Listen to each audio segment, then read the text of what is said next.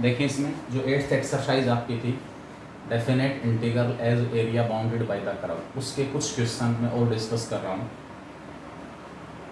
इसमें शायद हमने क्वेश्चन ले लिए थे 6 तक, 7th क्वेश्चन सिंपल लिया, लेकिन फिर भी देखें, find the area bounded by the parabola and y axis.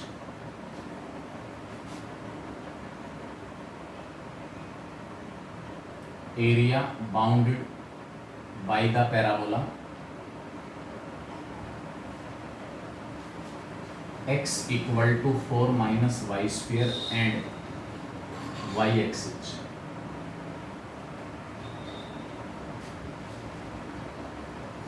x equal to 4 minus y square, ठीक है। कैसा पैराबोला है, y का स्क्वेयर आ रहा है, दूसरी तरफ लेके जाएंगे x का कोफिशिएंट नेगेटिव है, लेफ्ट हैंडेड पैराबोला होगा। अगर हम चेक करना चाहें ये जो पैराबोला है इसका वर्टेक्स क्या है, सिमेट्री y की इवन पावर है तो सिमेट्री तो x एक्सिस के अबाउट है। It is equal to y square को मैं लेफ्ट में ले आया, 4 माइनस एक्स का कोफिशिएंट नेगेटिव है, इसलिए लेफ्ट हैंडेड पैराबोला है, left handed. Which is a parabola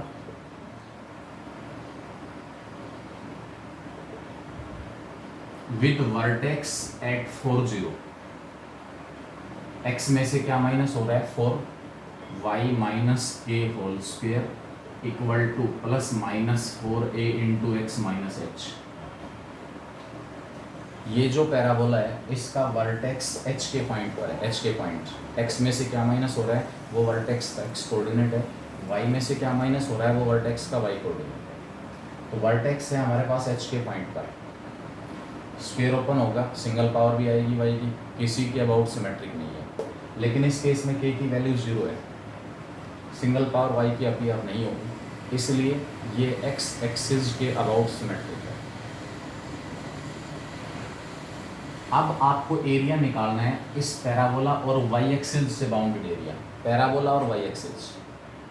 इसका मतलब ये पैराबोला जो है वो y एक्सिस को कम से कम 2 पॉइंट्स के ऊपर कट करेगा, तब एरिया बाउंड होगा, अदरवाइज कोई एरिया बाउंड नहीं होगा। Given parabola cuts, given parabola cuts y axis at the point where x equal to 0। ये जो पैराबोला दे इसमें आप x को 0 पुट करके y की वैल्यूज निकालो, that is 0 equal to 4 minus y square, y square 4 आ गया, y की वैल्यू आ जाएगी प्लस माइनस 2। लेफ्ट हैंडेड है, वर्टेक्स 4 0 पर है, y एक्सिस को कट कर रहा है 0 2, x 0 है, y 2 और नीचे y माइनस 2।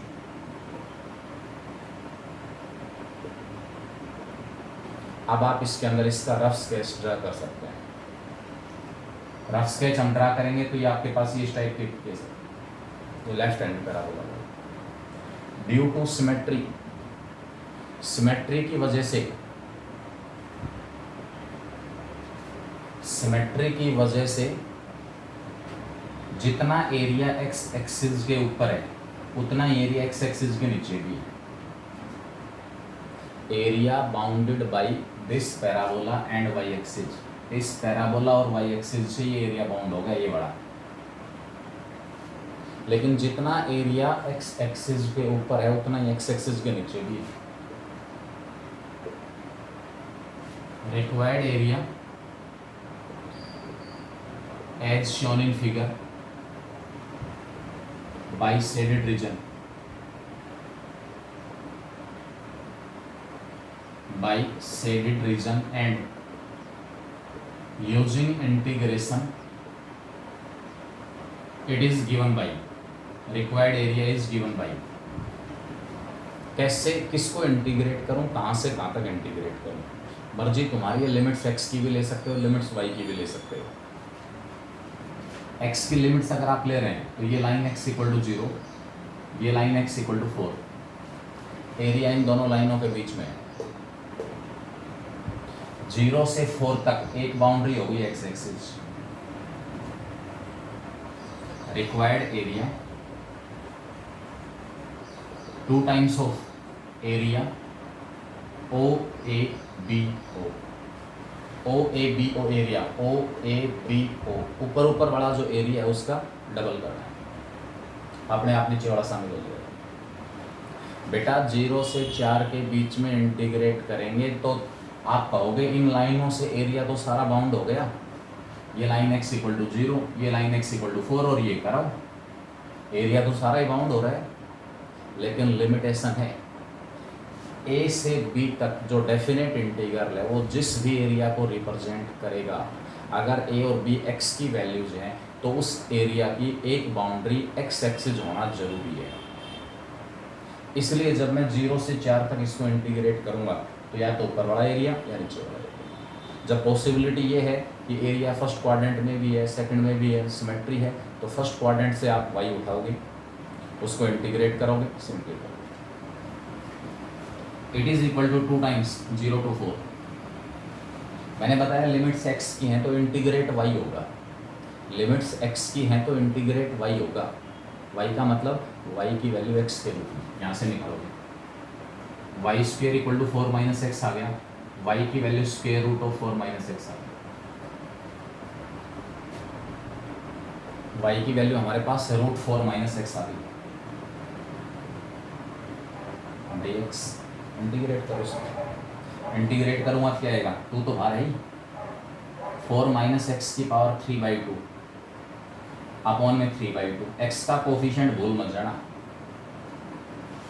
जो पॉइंट्स मैंने आपको बताए थे 2 दिन पहले वो सारे पॉइंट्स फॉलो करते हुए अगर आप एरिया निकालोगे तो कभी भी नेगेटिव नहीं आएगा, कभी भी नेगेटिव नहीं आएगा।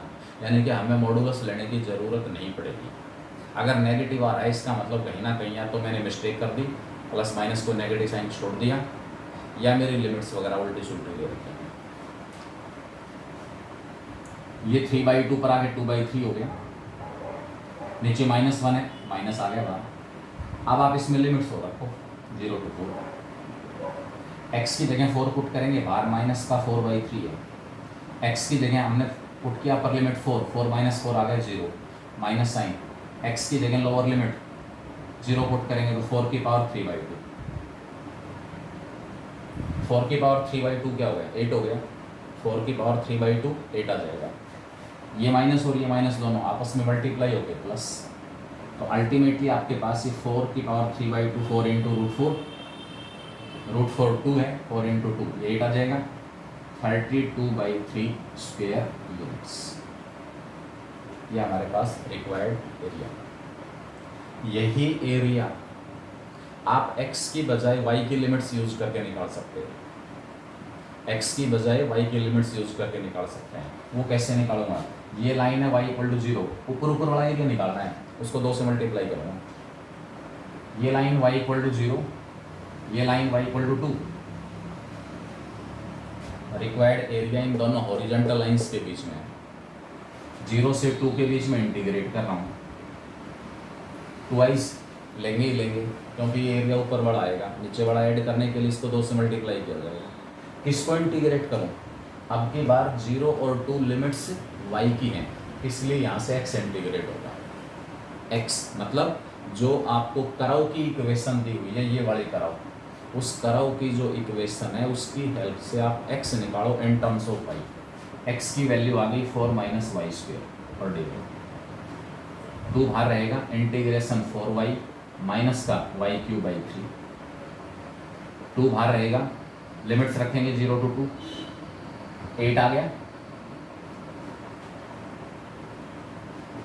माइनस में 8/3, 8 माइनस 8/3 लोअर लिमिट के ऊपर, ये भी 0 ये भी 0, इस सारे में y की जगह 2 पुट कर दिया तो 4 इंटू 2 8, 2 का क्यूब 8/3, एलसीएम ले लिया अंदर, 3 एलसीएम आ गया, 24 माइनस 8 16/3, 2 से मल्टीप्लाई होते कितना आ जाएगा 32/3, यहाँ भी कितना आ रहा था 32/3। मतलब भले ही आप अगर दोनों लिमिट्स अप्लीकेबल हैं, x और y दोनों के लिमिट्स अप्लाई करके क्वेश्चन निकल सकता है, तो मर्जी तुम्हारी है, जिसकी भी लिमिट अप्लाई करके निकालें आंसर सेम आएगा, आंसर के ऊपर कोई फर्क नहीं पड़ेगा। नेक्स्ट इसमें दिया हुआ है find the area of the region bounded by the parabola and its latus rectum. अब आपको अच्छी तरह पता है लेटस रेक्टम क्या होता है। पैराबोला दिया हुआ है y² = 4x,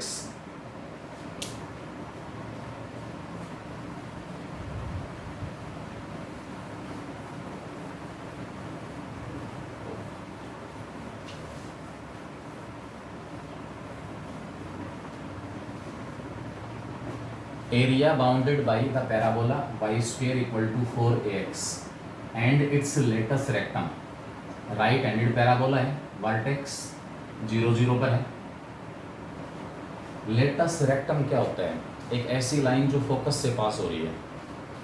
इस राइट हैंडेड पैराबोला का फोकस A0 है, A0 से पास होने वाली लाइन एक्सिस के परपेंडिकुलर है, वो latus rectum. Length of latus rectum, ये लाइन पैराबोला को 2 पॉइंट्स के ऊपर कट करेगी, इन दोनों के बीच की जो डिस्टेंस है वो कहलाएगी लेंथ ऑफ लेटस रेक्टम। अब मुझे ये एरिया निकालना है। इवन पावर है y की, इसलिए x के अबाउट सिमेट्रिक, जितना ऊपर उतना ही नीचे। ऊपर वाला एरिया निकाल के उसको 2 से मल्टीप्लाई करेंगे। ऊपर वाला कैसे निकालूं एरिया? ये 0 ये a, 0 से a के बीच में इंटीग्रेट करोगे किसको? y को। y की वैल्यू कितनी आ गई? √4 है तो कांस्टेंट है, इनटू में √x और dx। पावर फॉर्मूले से इंटीग्रेट करके लिमिट रखते हैं। 9th question, I think 9th वाला फर्स्ट पार्ट मैंने बता दिया था, y² = 4x और y = 2x। पीछे चले गए शायद, किसी ने नहीं बताया कि सर इसके अंदर यहाँ तक क्वेश्चन हमने डिस्कस कर लिए थे, तो ये मेरे को याद आ रहा है। y² = 4x और y = 2x वाला क्वेश्चन मैंने डिस्कस कर दिया था। आप चलें, find the area bounded by the curve y = x and y = x²।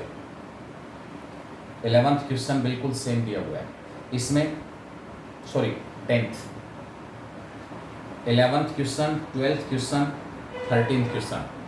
3 question ऐसे हैं जिसमें हमें ट्राइंगल का एरिया निकालना है। Area of triangle using integration, integration की हेल्प से ट्राइंगुलर रीजन का area.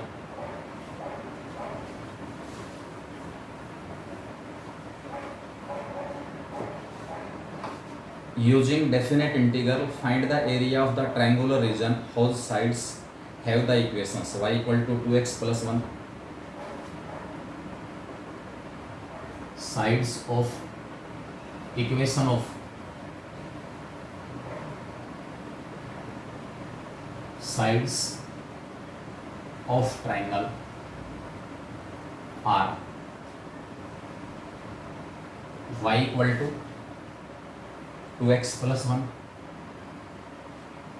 y = 3x + 1 and x = 4।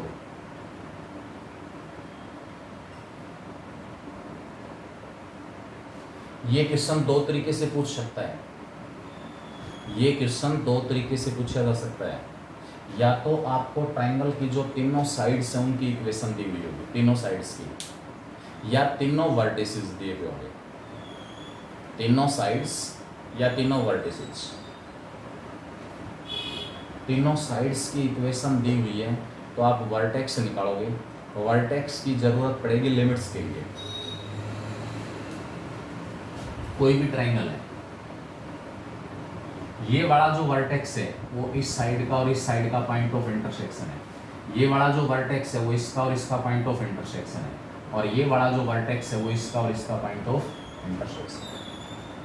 It means we have to solve these equations by taking 2 at a time। In equations में से दो को एक साथ लेकर हम इनको सोल्व करेंगे, पॉइंट ऑफ इंटरसेक्शन निकालेंगे। जो पॉइंट हमारे पास आएंगे वो कहलाएंगे vertices of triangle. For finding vertices of triangle we will solve these equations by taking 2 at a time। 1 और 2 को मैं सोल्व कर रहा हूँ, लेफ्ट हैंड साइड दोनों की सेम है तो राइट हैंड साइड भी सेम हो जाएगी। 2x + 1 = 3x + 1, 1 से 1 कैंसिल, x = 0 आ गया। x इक्वल टू 0, x की जगह 0 दोनों में से किसी एक में पुट कर दो, y बना जाएगा। इसका मतलब पहला जो वर्टेक्स हमारे पास है वो होगा 0 1 0 1। दूसरा वर्टेक्स सेकंड और थर्ड का point of intersection on solving 2 and 3, यहाँ से x की वैल्यू 4 है, यहाँ x की जगह 4 पुट करूँगा भाई, इस पूरी लाइन के ऊपर x कोऑर्डिनेट 4 है, तो जो पॉइंट इसका और इसका पॉइंट ऑफ इंटरसेक्शन होगा उसका x कोऑर्डिनेट भी 4 ही मिलेगा। y coordinate 4 × 3 12 + 1 13। दूसरा पॉइंट आ गया 4 और 13 वर्टेक्स भी। तीसरा वर्टेक्स हमारे पास आएगा फर्स्ट और थर्ड का point of intersection x4 he again, x की जगह 4 पुट करेंगे तो y कितना आ जाएगा 9। ये पॉइंट आ गया 4 और 9। मेरे पास ट्रायंगल के तीनों वर्टिसेस आ गए, तीनों वर्टिसेस। अब ये ट्रायंगल ड्रा होगी। इसमें यूनिट्स का ध्यान रखना, इसमें यूनिट्स का थोड़ा सा ध्यान रखेंगे प्रॉपरली, यानी कि वैसे अपने मर्जी से कोई भी ट्रायंगल बना दी। वर्टेक्स जहां कहीं है वहीं लेके चलेंगे। पहला वर्टेक्स है 0 1, वाई एक्सिस पर है 0 1, ये 0 1 हो गया। ये लाइन x इक्वल टू 4 है, बाकी दो वर्टेक्स इस लाइन के ऊपर है x इक्वल टू 4 के ऊपर। 4 9 ये वर्टेक्स C है और ये B है। 4 9 नीचे मिलेगा और 4 13 ऊपर मिलेगा।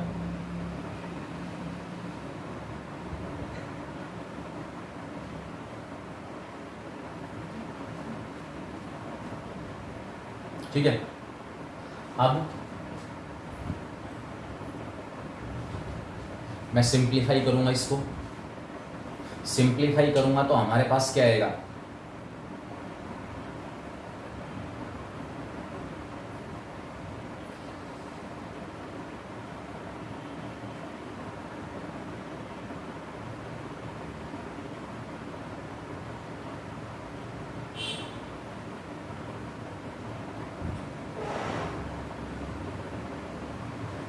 बेटा थोड़ा सा मैंने चेंज कर दिया, इसमें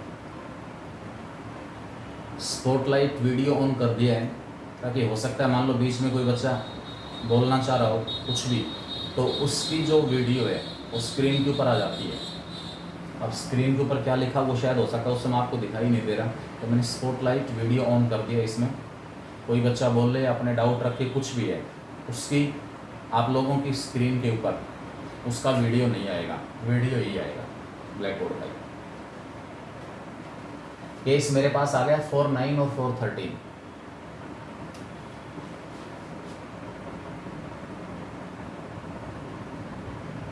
फोर 9 और ये 4 13, ये पॉइंट आपके पास आ गए। अब जो ट्रायंगुलर रीजन है, ट्रायंगुलर रीजन, ये वाला ट्रायंगुलर रीजन है जिसका एरिया मुझे निकालना है।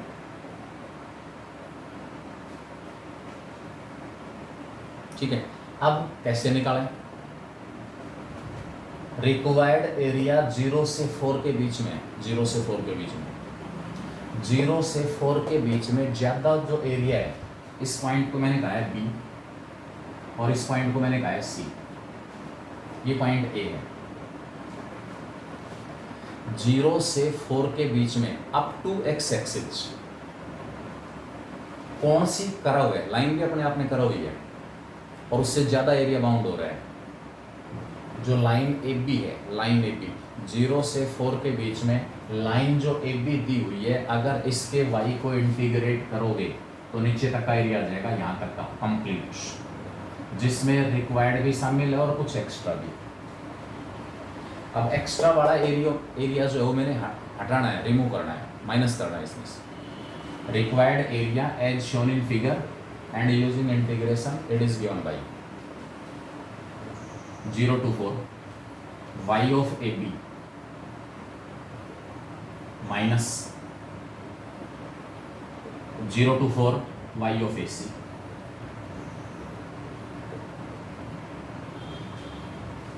अब थोड़ी सी प्रॉब्लम, हालांकि इस केस में तो नहीं आएगी, एक क्वेश्चन और लेंगे ऐसा, उसमें थोड़ी सी प्रॉब्लम आ सकती है कि जो 3 इक्वेशन है ना, उसमें से ए बी कौन सा है और ए सी कौन सा है।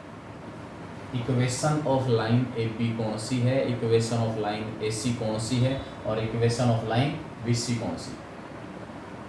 तो यहाँ तो क्वाइट फिक्स, कैसे, ये लाइन फिक्स हो रही है अपने आप x=4, तीसरी जो लाइन है वो फिक्स है x=4, तो इस लाइन की इक्वेशन तो x=4 है।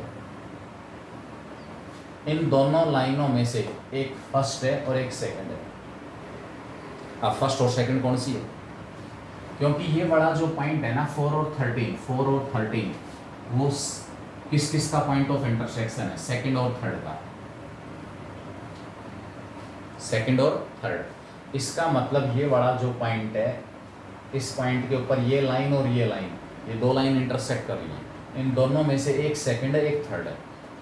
थर्ड कंफर्म है x=4, इसका मतलब ये जो लाइन है सेकंड होगी, y=3x + 1, और ये वाली जो लाइन है y=2x + 1। प्रॉपरली डिसाइड करना है, चाहे कैसे भी डिसाइड करें। 0 से 4 के बीच में x अगर रहेगा तो 3x की वैल्यू आपको 2x से बड़ी मिलेगी, 3x + 1 की वैल्यू 2x + 1 से बड़ी होगी। इसका मतलब 3x + 1 जहाँ y दिया हुआ है वो करव y=2x + 1 वाली करव से ऊपर रहेगी, इसका मतलब ये होगा। अब इसके बाद y की वैल्यू पुट करो, इंटीग्रेशन 3x + 1 dx, और माइनस में 0 to 4 2x + 1 और dx। अब आपको इंटीग्रेशन करके लिमिट रखनी है और कुछ नहीं करना। एक क्वेश्चन हम और डिस्कस करेंगे इस टाइप का, और थोड़ा सा क्लियर हो जाएगा, क्योंकि यहाँ एक पॉइंट फिक्स था कि ये लाइन, इसमें थर्ड लाइन x=4 है, y एक्सिस के पैरेलल है, इससे थोड़ा सा आसान हो गया था क्वेश्चन। पॉइंट ऑफ इंटरसेक्शन निकालने में भी आसानी हो गई थी, और लाइन्स कौन सी लाइन की इक्वेशन क्या है वो भी आसान हो गया। एक क्वेश्चन और लेंगे हम इस टाइप का। ये क्वेश्चंस आपको दिए हुए हैं 13 के दोनों तीनों जो पार्ट हैं, 13 के तीनों पार्ट्स में क्वेश्चन नंबर जो 12 है, इसमें आपको गिवन है वर्टिसेस, तीनों वर्टिसेस दिए हुए हैं, वहाँ से हमें ट्रायंगल का एरिया निकालना है, तीनों vertices.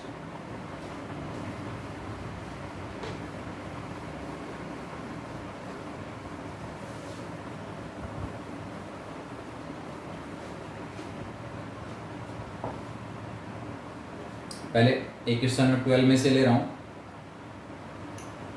Find the area of the triangular region whose vertices are -1 1 0 5 3 2, -1 1 0 5 and 3 2।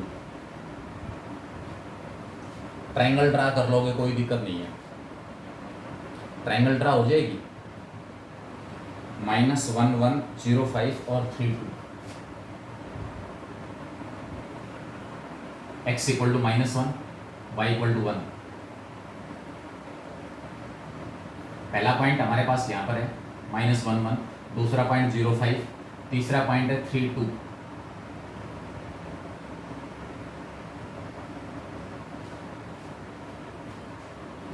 -1 1 को यहाँ से उठाकर यहाँ और यहाँ मत ले लेना, यहाँ मत ले लेना, इसमें ऊपर नीचे ले सकते हो, चल जाएगा।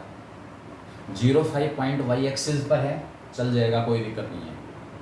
लेकिन अगर इसको -1 1 कह रहे हो और ये 3 2 है, तो 0 5 जो पॉइंट है उसको इस पॉइंट से नीचे मत ले लेना, इतने बेवकूफ़ी ना हो जाए, इतना ज़्यादा रफ ना चले जाए। मेरे कहने का मतलब क्या है कि 0 5 जो पॉइंट है, y कोऑर्डिनेट इसका ज़्यादा है 0 5 का बजाय इसके 3 2। इसका मतलब ये वाला जो पॉइंट है वो हाइट में इस पॉइंट से नीचे ही होना चाहिए। इसका y कोऑर्डिनेट 1, इसका y कोऑर्डिनेट 2 और इसका y कोऑर्डिनेट 5। कहीं ऐसा ना हो कि इस पॉइंट की हाइट इससे नीचे रह जाए। ये A, ये B और ये C। अगर आपको यूनिट लेने की ज़रूरत पड़ेगी तो केवल और केवल इस ट्रायंगल वाले क्वेश्चन, बाकी कहीं पर यूनिट लेने की ज़रूरत नहीं है। एक्स एक्सिस और वाई एक्सिस के ऊपर। मैंने ज्वाइन कर दिया इनको,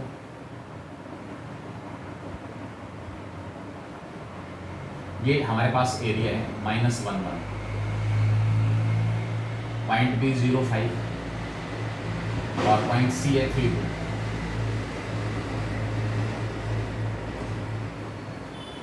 रिक्वायर्ड एरिया, ये बड़ा एरिया है,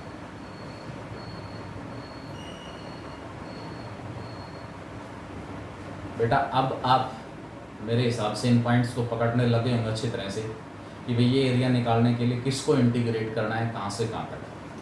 आप ध्यान से देखें, रिक्वायर्ड जो एरिया है ये लाइन x इक्वल टू -1, ये लाइन x इक्वल टू 3, इन दोनों के बीच में आ रहा है। रिक्वायर्ड एरिया इन दोनों के बीच में है, लेकिन -1 से 3 तक ये एरिया एक ही कर्व से बाउंड नहीं हो रहा। ये वाली जो लाइन ए बी है ना, इसके बाद ऊपर चली जाएगी, तो -1 से 0 तक यहाँ x 0 है, तो ये एरिया बाउंड हो रहा है इस लाइन से। 0 से लेकर 3 तक ये एरिया बाउंड हो रहा है इस लाइन BC से। -1 से 0 तक मैंने ब्रेक क्यों किया? -1 से 4 के बीच में तो है एरिया, लेकिन -1 से 4 के बीच में ये एक ही कर्व से बाउंड नहीं हो रहा। पार्ट्स हैं इसके, -1 से 0 तक इस AB कर्व से, AB लाइन से बाउंड हो रहा है। 0 से 3 के बीच में लाइन BC से बाउंड हो रहा है एरिया। लेकिन ये जो डेफिनेट इंटीग्रल होंगे वो नीचे तक के एरिया को रिप्रेजेंट करेंगे। जो एरिया हमारे पास आएगा वो नीचे तक का होगा, ठीक है। अब उसमें हमें क्या करना है, फिर ये एक्स्ट्रा वाला जो एरिया है जो नॉन शेडेड है वो माइनस करना है। Required area as shown in figure by shaded region and using integration, it is given by -1 to 0 y of AB dx plus 0 to 3 y of BC dx। अब देखो ये जो दो डेफिनेट इंटीग्रल हैं, इनका जो सम है वो कौन से एरिया को रिप्रेजेंट करेगा? -1 से 0 के बीच में अगर मैं इस लाइन AB के y को इंटीग्रेट करूंगा तो ये नीचे तक का एरिया बताएगा, x एक्सिस तक का, मतलब टोटल एरिया आएगा ये सारा नीचे वाला भी साथ।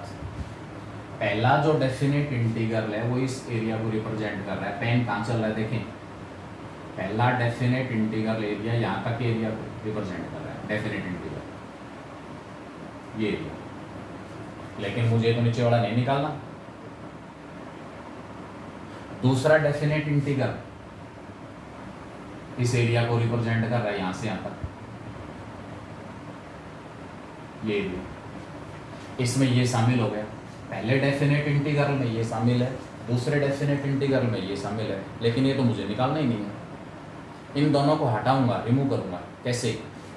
ये जो नॉन शेडेड एरिया है कंप्लीट, ये इस लाइन AC से बाउंड हो रहा है -1 से 3 के बीच में। अगर मैं लाइन AC दी हुई है, लाइन AC, ये लाइन AC है, इसके y को इंटीग्रेट कर देता हूँ -1 से 3 के बीच में, तो ये नॉन शेडेड एरिया आ जाएगा। जो इन दोनों डेफिनेट इंटीग्रल्स में शामिल है उसको क्या करना है, हटाना है, माइनस करना है। तो minus sign, -1 to 3 y of AC और dx। आई थिंक सभी को क्लियर होना चाहिए कि ये हमने जो शेडेड एरिया निकालना है वो ये डेफिनेट इंटीग्रल्स, इसके न्यूमेरिकल वैल्यू प्लस माइनस जो भी साइन दिया उसके अकॉर्डिंग। अब बात आती है कि y की वैल्यू कैसे निकालूं, y ऑफ AB कैसे निकालूं, y ऑफ BC कैसे निकालूं और y ऑफ AC कैसे निकालूं। आपको लाइनों की इक्वेशन निकालनी पड़ेगी 2 पॉइंट फॉर्म यूज करके। Equation of line AB, point A -11, point B 0.5, -11 point B हमारे पास है 0.5, y -1 slope y2 minus y1 5 minus 1 4 0 minus minus 1 1 into में x प्लस, यानी कि आपके पास जो लाइन ए बी है उसकी इक्वेशन आ गई 4x प्लस 4 और ये माइनस का 1 पर तरफ जाएगा प्लस 5। लाइन ए बी की इक्वेशन आ गई। इसी प्रकार लाइन बी सी की इक्वेशन निकालें। Equation of line B C, अरे ये पॉइंट तो सभी को क्लियर हो गया ना कि ये कैसे आया।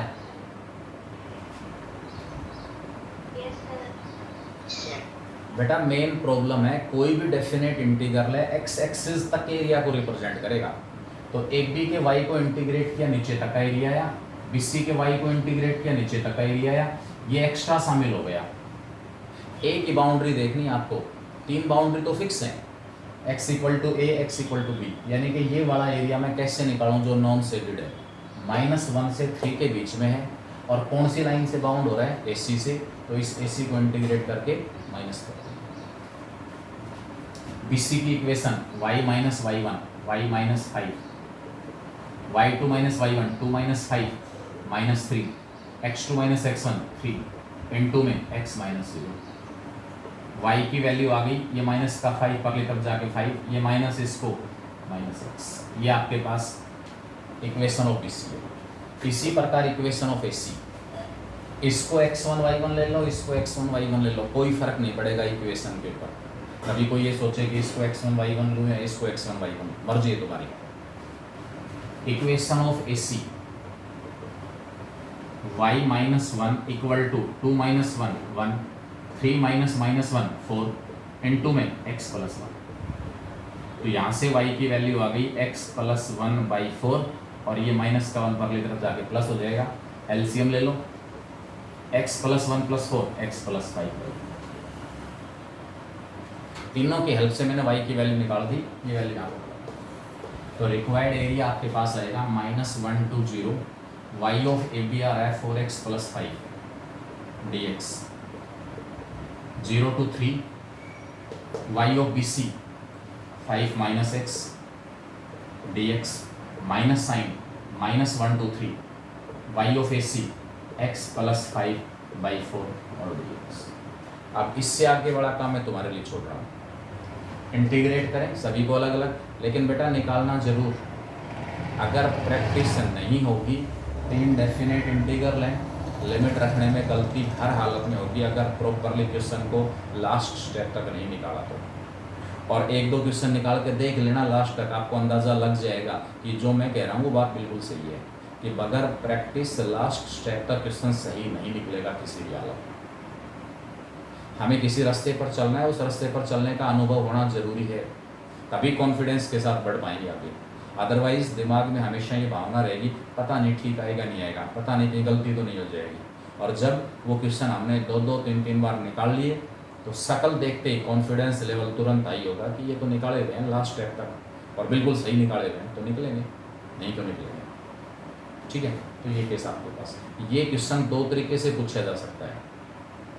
एक तरफ आपको ट्रायंगल की तीनों साइड्स की इक्वेशन देके चलेगा, तीनों साइड्स की इक्वेशन जो इससे पहले वाले पार्ट में था, और दूसरी तरफ तीनों वर्टेक्स। अगर वर्टेक्स दिए हुए हैं, दो वर्टेक्स एक साथ लेके 2 पॉइंट फॉर्म यूज करके तीनों साइड्स की इक्वेशन निकालनी है। तीनों साइड्स की इक्वेशन दी हुई है, 2 इक्वेशंस को सोल्व करना है, पॉइंट ऑफ इंटरसेक्शन तीनों वर्टेक्स आएंगे। साइड्स की इक्वेशन दे रखी है, वर्टेक्स निकालने पड़ेंगे, वर्टेक्स दिए हुए साइड्स की इक्वेशन निकालनी पड़ेगी, उसके बगैर आप नहीं निकाल पाएंगे।